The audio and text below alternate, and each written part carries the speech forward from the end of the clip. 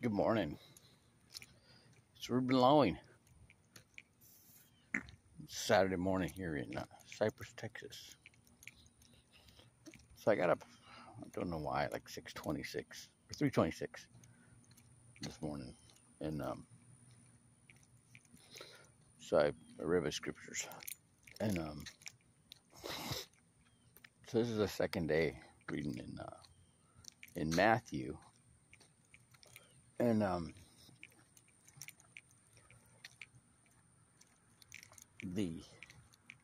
it goes through the lineage of Jesus Christ. And then there seems to be a difference in this is big time. There's a difference in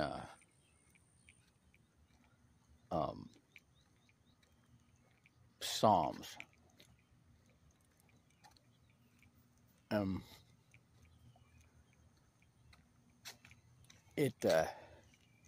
don't know what it is, but it's a different flavor, different tone to Psalms right now. I got a lot of Psalms to read. I could be doing this chapter a day, reading the same chapter every day for a month, and meditating like I do. It'll be 10 years before I get done with Psalms. So there's a change, there's an evolution happening in Psalms, and I got the rest of the month figured out, but I sensed it this morning. And then it's got something. I started thinking about how in Genesis, I'm talking about Jacob, and it starts off talking about Jacob in Matthew, and it's what ties the two books together, the Old Testament and the New Testament. When I read the Mormon Bible, that doesn't happen. In fact, I got a sense, the author of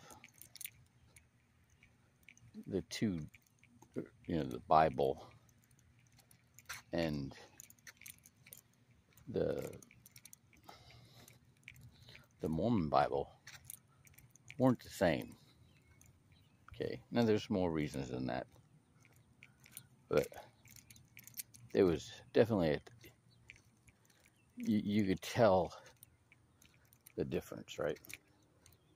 And I came like this close to becoming a Mormon, and the reason is I liked the Mormon people, the Mormon edit. I went to a meeting one time. This was exciting. So in San Diego, there's this Mormon cathedral in La Jolla. Big, beautiful, white building. And this guy's named Joseph Pachuk. And I knew Joseph because he was the manager of the San Diego Convention Center. And I was looking at doing boxing events in the San Diego Convention Center. They hold tons of people, but it's not, the way it's set up, it's not set up for boxing. It's not like a bowl, so that there'd be plenty of, you couldn't get enough people in there to see an event. It's made up of a whole bunch of different event halls, but they could be expanded or whatever, right?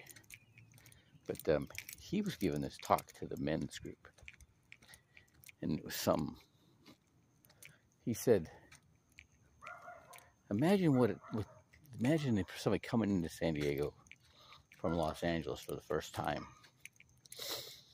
and they drive over the hill and they see the cathedral for the first time. It's like amazing. It's this huge, very impressive, beautiful building. Imagine the awe that they have coming over and seeing that building. And then he said, that's how people need to feel when they meet you. You need to have that awe-inspiring impression with somebody, people.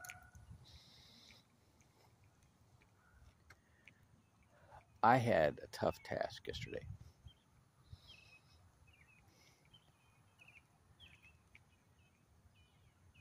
It's kind of what I live for, right? I had somebody that was down and depressed and distraught and despair. I mean, you can take any adjective you want to describe it for somebody who feels helpless, and sat down and worked out their whole situation and found a solution. Okay, to take care of everything right now, and it's not as bad as she may think it is, because she has a high standard for how her life should be. Okay, isn't that something?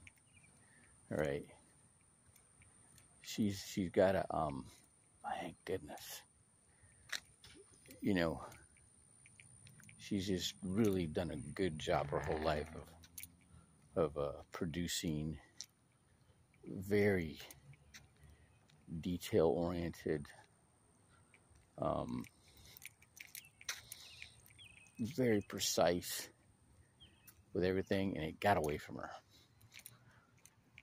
And what it was is the things, what's going on in the world right now that's not within her control is there's a correction being made. Okay. And you can look at what's going on right now in the world. Like this evil person is crashing our economy. Okay. But what's really happening is things are getting, they're correcting. Okay. There's been so much artificial growth in our economy for so long that it hasn't been sustainable. And I'm telling you, like 11 years ago, isn't that crazy? 11 years ago, 12 years ago, I'm sitting at the bus stop after the 2008 crash, and I lost everything. My marriage, my houses, I was without a car, I had no income, and I'm at a bus stop, getting ready to go to church, and this old guy sitting next to me, and I go, how'd this happen? I'm basically talking to myself. I was making $200,000 a year, and it just stopped. And I'm sitting in a bus, waiting to go to church at a bus stop. And this old guy goes, "We're going through a stage of global secular reshuffling." I go, "What?" He goes, "I'm sorry. I'm a retired sociology and economics professor. But what's happening is that everything we've become accustomed to, depending on and counting on, is collapsing, and everybody's scrambling for the new path to get into prosperity, and there's gonna be stop and starts, right? And there's gonna be equalization. The haves are gonna come down, and the have-nots are gonna come up. All right. Now I learned since then that that's the, for no better term, the theology of academia, and it's been put out, through the education system for a long time. And so what's happening is, like right now, appraisers are being told to, lower their valuation of properties, okay, in anticipation for this crash, okay, and this in the housing market, and I don't see that happening in Houston. I'm not an economist, right? I don't see Houston slowing down as far as growth. In fact, probably picking up. Okay. And now with the oil industry being choked off, right? But the price of gas and the demand are so high. And Texas being Texas, what I mean by that, Texas is basically independent of the rest of the country, except like right now, truckers from other states aren't coming into Texas to pick up their produce because they don't want to deal with the slow, going down to the Rio Grande Valley and having to, 4 days for their product to come across the border. That's going to have a detrimental effect on the product. The fresh produce ain't that fresh anymore, right? And so they got to stay that time. They're not making money while they're waiting for the load. They'll pick up another load. Maybe somebody else left, and take it somewhere else. It's not as profitable. Okay, so it's all this stuff, but Texas could start opening up the drilling and bring down the cost of oil or gas for Texans, right? Which is really interesting because this is where Tesla is headquartered now, right? But it is still an oil state.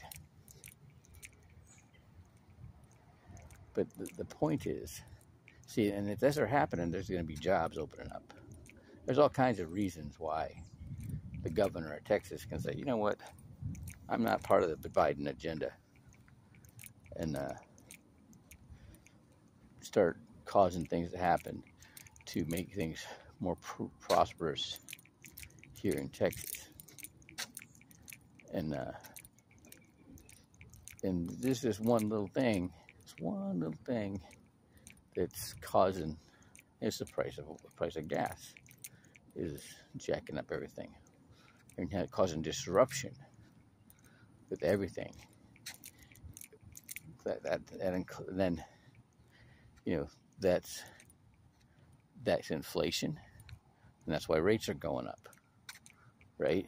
To help curb inflation, right? Well, there wouldn't be inflation if the supply of oil wasn't restricted.